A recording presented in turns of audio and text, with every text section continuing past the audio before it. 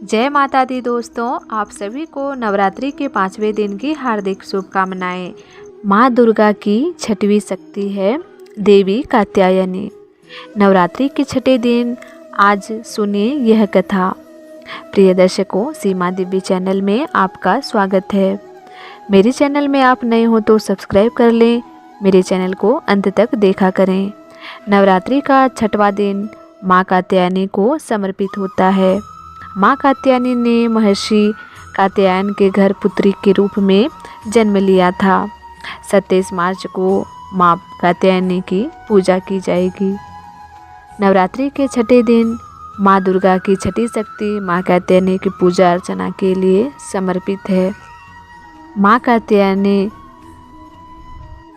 का पूजा मंत्र है या देवी सर्वभूतेषु माँ कात्यायनी रूपेण संस्थिता नमस्तस्यै नमस्तस्यै नमस्तस्यै नमो नमः। माँ कात्यायनी का स्वरूप। माँ कात्यायनी का स्वरूप अत्यंत भव्य और दिव्य है और इनका वर्ण चमकीला है। माँ कात्यायनी की सवारी सिंह है। इनकी 4 भुजाएं हैं, जिस कारण इन्हें चतुर्भुज देवी भी कहा जाता है। माँ कात्यायनी ने अपनी प्रत्येक भुजा में तलवार, कमल, अभय मुद्रा और वर मुद्रा धारण की है।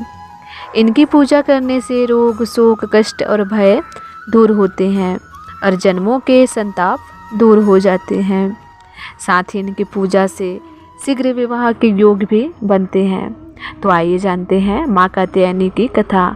पौराणिक कथा के अनुसार कात्य गोत्र में एक विश्व प्रसिद्ध महर्षि थे, जिनका नाम कात्यायन था। उनकी कोई पुत्री नहीं थी। महर्षि ने पुत्री प्राप्ति की इच्छा के लिए भगवती जगदम्बा की उपासना और कठिन तपस्या की। महर्षि की कठिन तपस्या से माँ जगदम्बा प्रसन्न हुई और उन्होंने महर्षि कात्यायन के यहाँ पुत्री के रूप में जन्म लिया। यही देवी माँ कात्यायनी के नाम से विख्यात हुई। कहा जाता है कि महर्षि कात्यायन के यहाँ पुत्री के रूप में जन्म लेने वाली माँ कात्यायनी बेहद गुणवती कन्या थी। इनके जैसी गुणवान, रूपवती और ज्ञानवान कन्या पूरे संसार में नहीं थी। माँ कात्यायनी के गुण शोध कार्य हैं, इसीलिए इसे वैज्ञानिक युग में कात्यायनी का महत्व सर्वाधिक हो जाता है। इनकी कृपा से ही सारे कार्य पूरे हो जाते हैं। ये वैद्यनाथ नामक स्थान पर प्रकट होकर पूजी गई माँ कात्यायनी अमोघ फलदायिनी है। भगवान कृष्ण को पति रूप में पाने के लिए ब्रज की गोपियों ने इन्हीं की पूजा की थी। वह पूजा कालिंदी यमुना के तट पर की गई थी, इसीलिए ये ब्रजमंडल की अधिष्ठात्री देवी के रूप में प्रतिष्ठित हैं। इनका स्वरूप अत्यंत भव्य और दिव्य है। ये स्वर्ण के समान चमकीली हैं और भास्वर हैं। इनकी 4 भुजाएं हैं। दाईं तरफ का ऊपर वाला हाथ अभय मुद्रा में है तथा नीचे वाला हाथ वर मुद्रा में। माँ के बाईं तरफ के ऊपर वाले हाथ में तलवार है व नीचे वाले हाथ में कमल का फूल सुशोभित है। इनका वाहन भी सिंह है। इनकी उपासना से भक्तों को बड़ी आसानी से अर्थ, धर्म, काम और मोक्ष चारों फलों की प्राप्ति होती है। भक्तों के रोग, शोक, संताप और भय नष्ट हो जाते हैं। जन्मों के समस्त पाप भी नष्ट हो जाते हैं। इसीलिए कहा जाता है कि इस देवी की उपासना करने से परम पद की प्राप्ति होती है। आइए जानते हैं शीघ्र विवाह हेतु योग के उपाय। माँ कात्यायनी उपाय।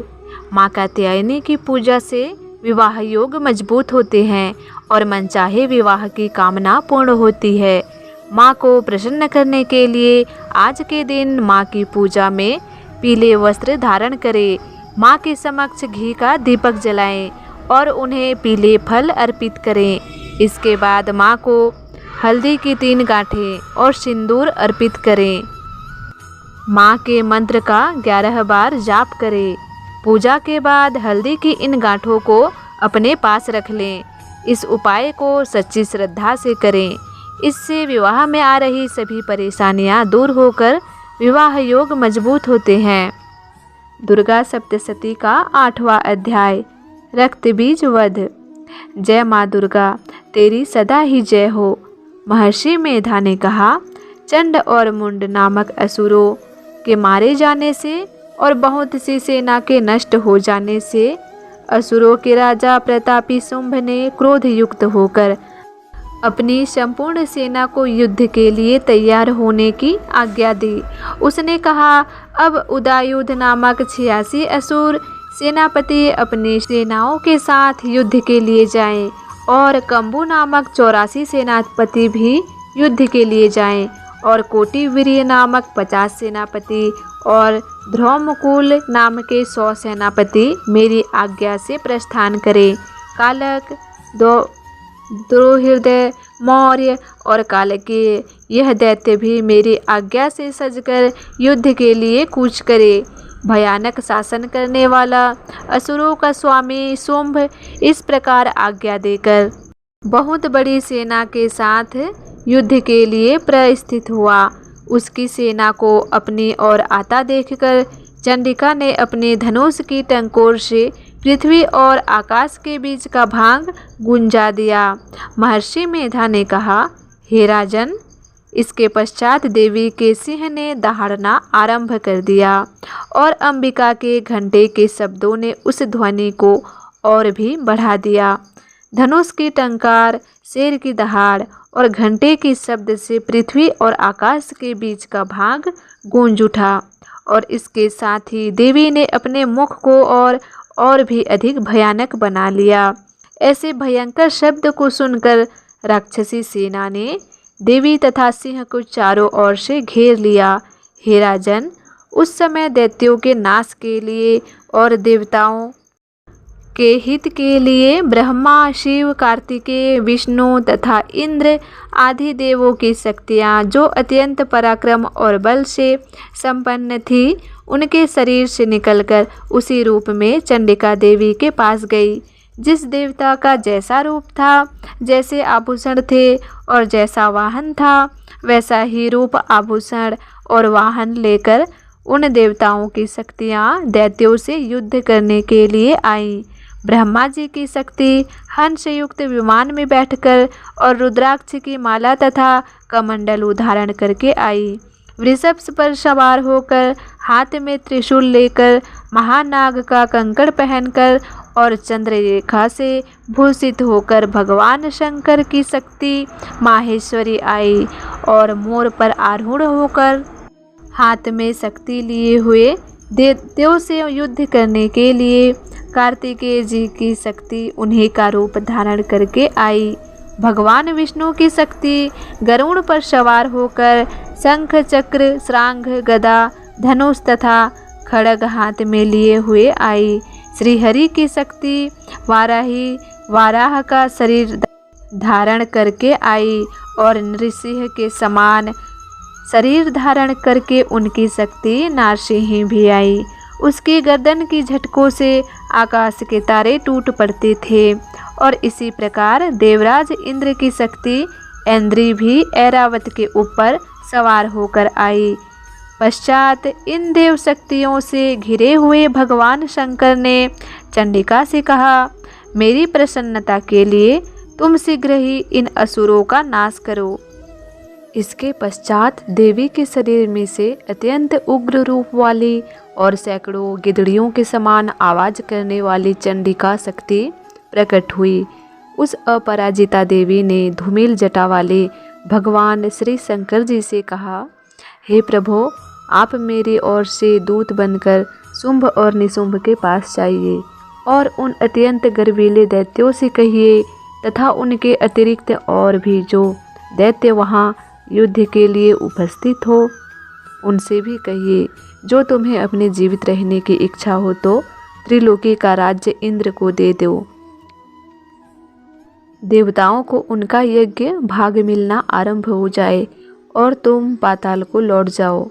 किंतु यदि बल के गर्व से तुम्हारी लड़ने की इच्छा हो तो फिर आ जाओ, तुम्हारे मांस से मेरी योगिनियाँ तृप्त होंगी। चूँकि उस देवी ने भगवान शंकर को दूत के कार्य में नियुक्त किया था, इसीलिए वह संसार में शिवदूती के नाम से विख्यात हुई। भगवान शंकर से देवी का संदेश पाकर उन दैत्यों के क्रोध का कोई आर पार न रहा और वह जिस स्थान पर देवी विराजमान थी वहां पहुँचे और जाने के साथ ही उस पर बाणों और शक्तियों की वर्षा करने लगे। देवी ने उनके फेंके हुए बाणों, शक्तियों, त्रिशूल और फरसों को अपने बाणों से काट डाला और काली देवी उस देवी के साथ आगे खड़ी होकर शत्रुओं को त्रिशूल से विदीर्ण करने लगी और खटवांग से कुचलने लगी। ब्राह्मणी जिस तरफ दौड़ती थी उसी तरफ अपने कमंडलू का जल छिड़ककर दैत्यों के वीर्य व बल को नष्ट कर देती थी और इसी प्रकार माहेश्वरी त्रिशूल से, वैष्णवी चक्र से और अत्यंत कोप वाली कौमारी शक्ति द्वारा असुरों को मार रही थी और ऐन्द्री के बाजू के प्रहार से सैकड़ों दैत्य रक्त की नदियाँ बहाते हुए पृथ्वी पर सो गए। वाराही ने कितने ही राक्षसों को अपने थूथन द्वारा मृत्यु के घाट उतार दिया। दाढ़ों के अग्रभाग से कितने ही राक्षसों की छाती को चीर डाला और चक्र की चोट से कितनों ही को विदीर्ण करके धरती पर डाल दिया। बड़े बड़े राक्षसों को नारसिंही अपने नखों से विदीर्ण करके वो भक्षण कर रही थी और सिंहनाद से चारों दिशाओं को गुंजाती हुई रणभूमि में विचर रही थी। शिवदूती के प्रचंड अट्टहास से कितने ही दैत्य भयभीत होकर पृथ्वी पर गिर पड़े और उनके गिरते ही वह उनको भक्षण कर गई। इस तरह क्रोध में भरे हुए मातृगणों द्वारा नाना प्रकार के उपायों से बड़े बड़े असुरों को मरते हुए देखकर राक्षसी सेना भाग खड़ी हुई और उनको इस प्रकार भागता देखकर रक्तबीज नामक महापराक्रमी राक्षस क्रोध में भरकर युद्ध के लिए आगे बढ़ा। उसके शरीर से रक्त की बूंदें पृथ्वी पर जैसे ही गिरती थी तुरंत वैसे ही गर्दन वाला तथा वैसा ही बलवान दैत्य पृथ्वी से उत्पन्न हो जाता था। रक्तबीज गदा हाथ में लेकर ऐन्द्री के साथ युद्ध करने लगा। जब ऐन्द्री शक्ति ने अपने वज्र से उसको मारा तो घायल होने के कारण उसके शरीर से बहुत सा रक्त बहने लगा और उसकी प्रत्येक बूंद से उसके समान ही बलवान तथा महापराक्रमी अनेकों दैत्य भयंकर रूप से प्रकट हो गए। वह सबके सब दैत्य बीज के समान ही बलवान तेज वाले थे। वह भी भयंकर अस्त्र शस्त्र लेकर देवियों के साथ लड़ने लगे। जब ऐन्द्री वज्र प्रहार से उसके मस्तक पर चोट लगी और रक्त बहने लगा तो उसमें से हजारों ही पुरुष उत्पन्न हो गए। वैष्णवी ने चक्र से और ऐन्द्री ने गदा से रक्तबीज को चोट पहुंचाई और वैष्णवी के चक्र से घायल होने पर उसके शरीर से जो रक्त बहा उससे हजारों महाअसुर उत्पन्न हुए जिनके द्वारा वह जगत व्याप्त हो गया। कौमारी ने शक्ति से, वाराही ने खड्ग से और माहेश्वरी ने त्रिशूल से उसको घायल किया। इस प्रकार क्रोध में भरकर उस महादैत्य ने सब मातृशक्तियों पर पृथक पृथक गदा से प्रहार किया और माताओं ने शक्ति तथा शूल इत्यादि से उसको बार बार घायल किया। उससे सैकड़ों महादैत्य उत्पन्न हुए और इस प्रकार उस रक्तबीज के रुधिर से उत्पन्न हुए असुरों से संपूर्ण जगत व्याप्त हो गया, जिससे देवताओं को भय हुआ।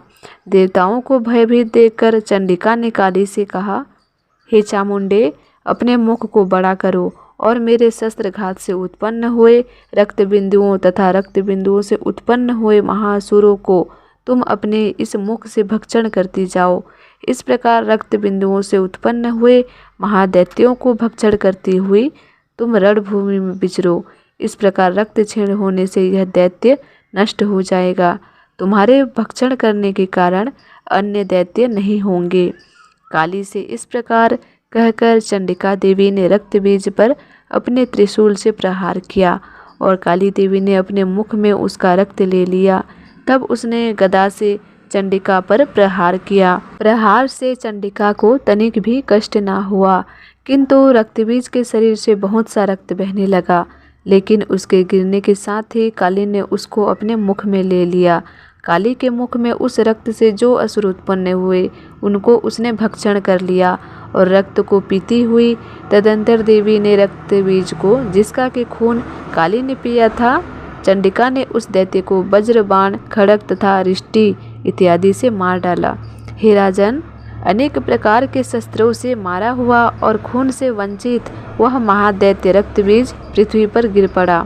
हे राजन, उसके गिरने से देवता अत्यंत प्रसन्न हुए और माताएं उन असुरों का रक्त पीने के पश्चात उद्धित होकर नृत्य करने लगी। देवी महात्म्य रक्तबीज वध नामक 8वां अध्याय संपूर्ण। वीडियो अच्छी लगी हो तो वीडियो को लाइक करें और चैनल में आप नए आए हो तो चैनल को सब्सक्राइब कर लें, जिससे मेरे आने वाले हर एक वीडियो की नोटिफिकेशन आप तक जल्दी पहुँचे।